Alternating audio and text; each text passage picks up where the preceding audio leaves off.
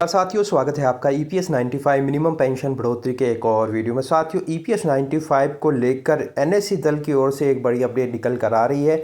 जैसा कि हम सभी को पता है, संसद की स्थायी समिति ने एक रिपोर्ट जारी की है जिसमें कहा कि 1000 रुपये में गुजारा करना कठिन है और न्यूनतम ईपीएफ पेंशन सरकार को बढ़ानी चाहिए। ये साथियों बहुत सारे अखबारों में आया है और इसका जो मेन कारण है वो दिल्ली में जंतर मंतर पर जो आंदोलन हुआ था उसी कारण से ये सब देखने को मिल रहा है। संसद की स्थायी समिति ने यह रिपोर्ट दी है और इसके अलावा कांग्रेस के जयराम रमेश जी ने भी संसद में ईपीएस 95 का मुद्दा उठाया और कहा है कि जो मिनिमम पेंशन है 1000 रुपये उसे बढ़ाया जाना है। इस 1000 रुपये में गुजारा भत्ता करना बुजुर्ग पेंशनरों के लिए नाकाफ़ी है। साथियों, इसी को लेकर एनएससी दल की ओर से एक बड़ा अपडेट निकल कर आया। यहाँ पर आप देख सकते हैं, नेशनल एजुकेशन कमेटी मुख्यालय बुल्डाना महाराष्ट्र 21 मार्च को ये संदेश आया है, कृपया ध्यान दीजिए। एनएससी के राष्ट्रीय अध्यक्ष माननीय कमांडर अशोक रावत जी का एक महत्वपूर्ण संदेश सभी पेंशनरों के लिए है।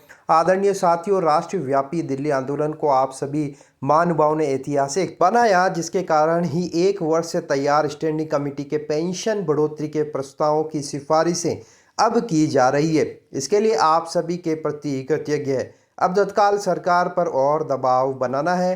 सरकार के स्मरण हेतु राष्ट्रीय स्तर की दिनांक 15 मार्च 2026 की जूम मीटिंग में प्राप्त सुझावों के अनुसार एक विशेष कार्यक्रम आप सभी महानुभावों की सम्मति हेतु प्रसिद्ध किया जा रहा है। दिनांक 22 मार्च 2026 से 31 मार्च 2026 तक का एक विशेष कार्यक्रम आयोजित किया जा रहा है, जिसमें पहला स्टैंडिंग कमेटी ऑन लेबर के अध्यक्ष माननीय श्री बासवराज बोम्बई व समिति के अन्य सदस्यों से दिनांक 22 मार्च 2026 से दिनांक 25 मार्च 2026 के बीच प्रत्यक्ष संपर्क करना, उन्हें ज्ञापन सौंपना व समिति की दिनांक 17 मार्च 2026 की सिफारिशों को लागू आने हेतु विशेष आग्रह करना। दूसरा है अपने अपने संसदीय क्षेत्र के माननीय सदस्य मंत्री महोदय जी से दिनांक 22 मार्च 2026 से 25 मार्च 2026 के बीच संपर्क साधना, ईपीएस पेंशनर्स के अनसुलझे मुद्दों को कैबिनेट की मीटिंग संसद के इसी सत्र में सुलझाने हेतु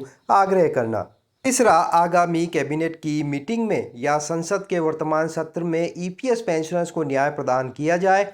इसी हेतु से देश के सभी ईपीएफओ कार्यालयों पर दिनांक 27 मार्च 2026 को धरना प्रदर्शन व उसी दिन दिनांक 27 मार्च 2026 को ही जिला अधिकारी कार्यालयों पर माननीय प्रधानमंत्री जी के नाम पर ज्ञापन सौंपना।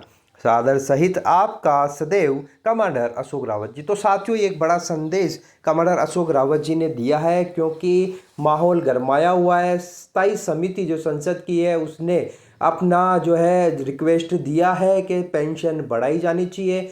देश की जो सबसे बड़ी पार्टी है, दूसरी जो बड़ी पार्टी है कांग्रेस, उसने भी ईपीएस 95 पेंशन को बढ़ाने का दबाव बनाया हुआ है। तो चारों ओर से अब माहौल गरमाया हुआ है।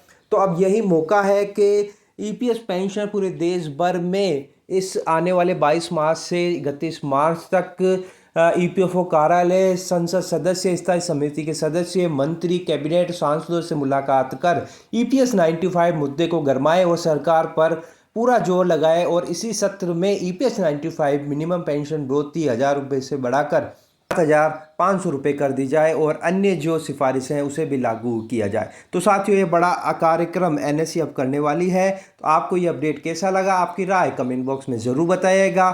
ईपीएस से जुड़ी खबरों के साथ में बने रहने के लिए आप चैनल को सब्सक्राइब ज़रूर कर लीजिए। तो फिर मिलते हैं, तब तक के लिए अपना ख्याल रखिए। जय हिंद, जय भारत।